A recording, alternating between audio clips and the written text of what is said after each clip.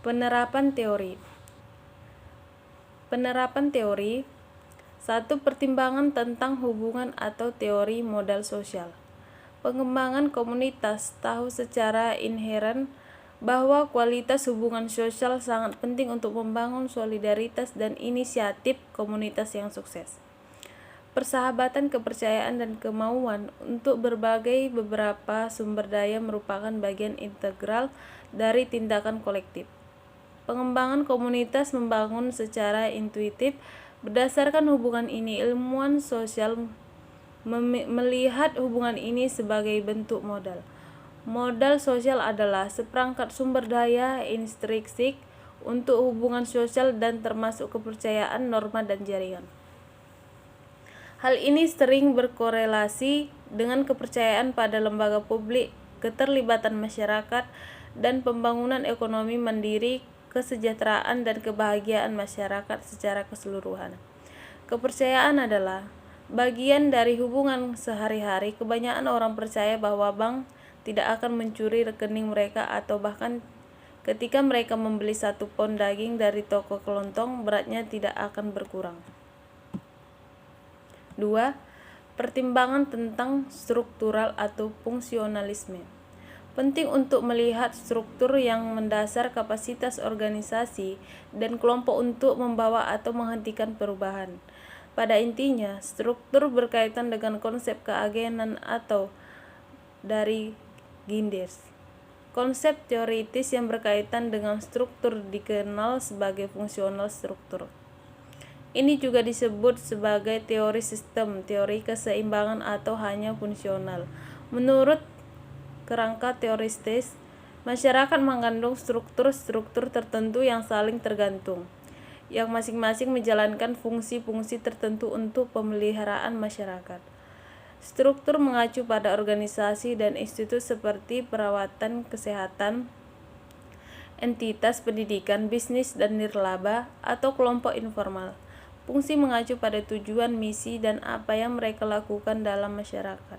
Fungsional seperti pansos berpendapat bahwa struktur sering berkontribusi pada pemeliharaan mereka sendiri, tidak terutama untuk kebaikan masyarakat yang lebih besar. Kepedulian terhadap ketertiban dan stabilitas juga mengarah fungsional untuk fokus pada perubahan sosial dan sumber-sumbernya. Mereka memandang konflik dan stabilitas menjadi 2 sisi mata uang yang sama.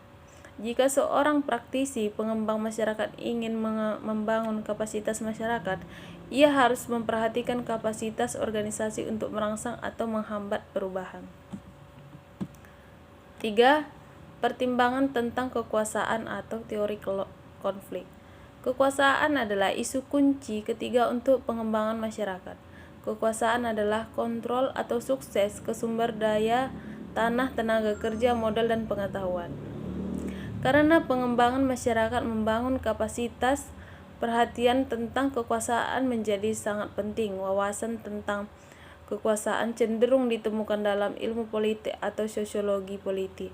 Lebih banyak ahli teori kontemporer telah menambah kekayaan literatur.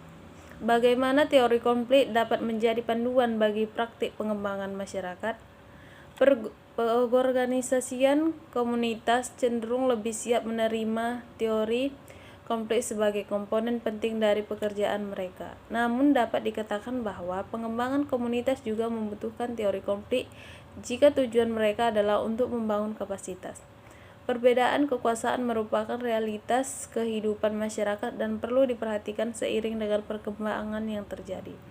Teori konflik dapat membantu masyarakat memahami jenis dan tingkat kepentingan yang bersaing di antara kelompok-kelompok.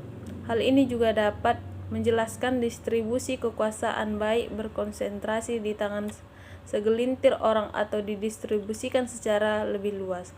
Komunitas juga dapat mengeksplorasi penggunaan konflik untuk mengacu status, baik melalui protes, boikot ekonomi, perlawanan damai, atau berbagai kemungkinan lainnya, terutama jika kelompok atau lembaga yang bersaing menolak untuk mengubah posisi atau bernegosiasi.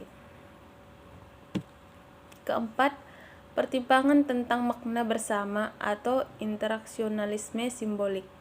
Kebersamaan makna menjadi perhatian utama keempat dalam pengembangan masyarakat.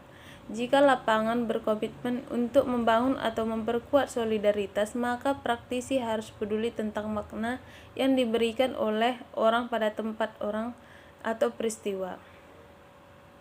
Bagaimana interaksionalisme simbolik dapat berfungsi sebagai alat untuk praktik pengembangan masyarakat? Interaksionalisme simbolik sangat penting untuk pengembangan masyarakat karena memberikan wawasan tentang cara orang mengembangkan rasa makna bersama, unsur penting untuk solidaritas. Saat pengembangan komunitas membantu komunitas mengembangkan visi bersama tentang masa depan mereka. Dia membantu mereka membangun rasa persatuan. Visi yang dimiliki komunitas mungkin muncul melalui interaksi orang-orang dan terkait melalui simbolik-simbolik gambar, verbal, atau musik. Seorang interaksionalisme simbolik akan tertarik untuk menyatukan orang-orang untuk mengembangkan pemahaman bersama.